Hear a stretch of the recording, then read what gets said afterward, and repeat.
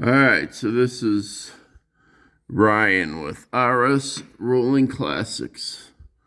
You're looking at the C4 transmission. I'm trying to hook up to the 302. So now there's room up there. It's kind of hard to see it, but I got room in this tunnel. All I've got to do is get the transmission. I'll put my hand up in here, give you a little reference.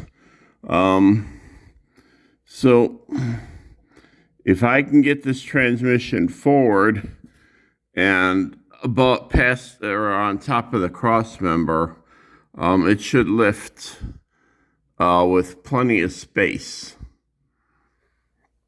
All right. So let me show you where we got.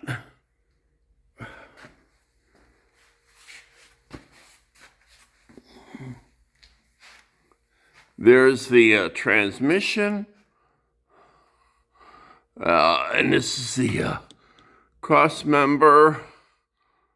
So if I get it forward, if I get this case forward and on top of this cross member, the more I can get it in, because this bell housing, once you start pushing it past this, you are inside the engine compartment, okay?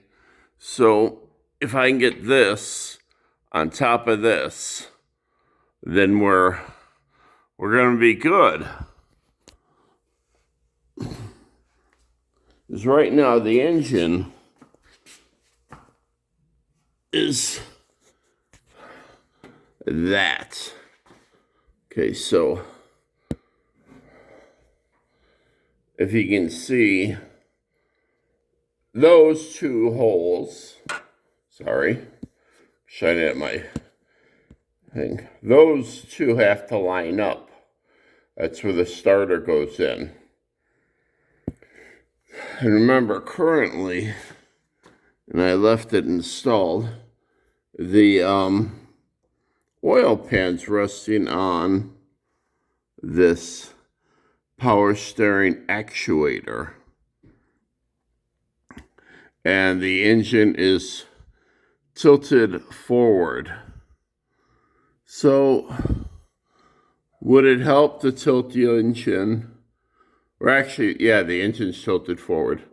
So it would help the engine to tilt it back and get it to hook up.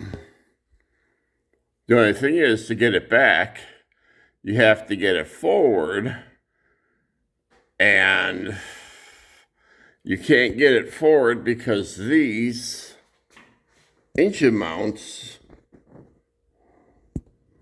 are, yeah, I don't edit, so these engine mounts are as forward as they can pretty much go. There's that side. And here's this side. So I could re-drill the holes and get this pan to settle down and let the engine, see if I did that, if I pulled the motor forward, the back end would drop down, right? So that would be a good thing.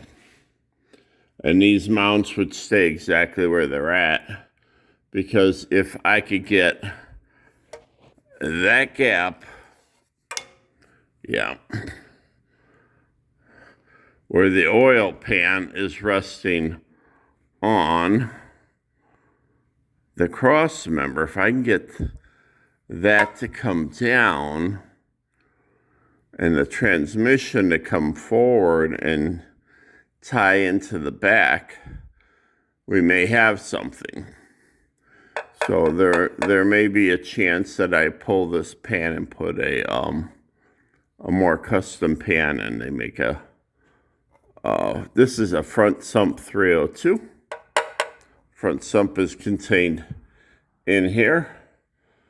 Distributors on top, and the pickup for the oil is in the front.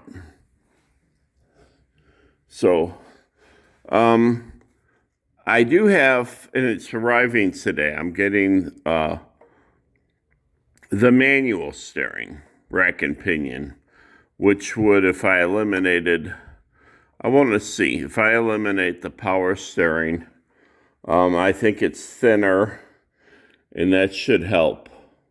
So a combination, I already bought I'm okay with the manual. So if I can get the manual to drop this down and the pan to drop down, and yeah, you get it. You put those two together in a combination, that should help the engine and transmission made up. The other thing is I can get rid of that power steering pump that's kind of really, whoops, fall off the ladder again. Okay, which is really, you know, everybody's like, oh, it's power steering, it's great. Well, you know, when you're driving down the road, it's not that big a deal. I could get rid of all of this stuff, which is sticking out pretty far, guys. All right. So if you took all this power steering nonsense out, it just went with the alternator back there, that would help. Let's go back over here. So you can see the top of the transmission. You can see how if I brought that forward, it would just pop up inside the engine compartment. And let me get my footing, because I'm not going to fall off the damn ladder. You can see the engine is resting. Maybe you can't.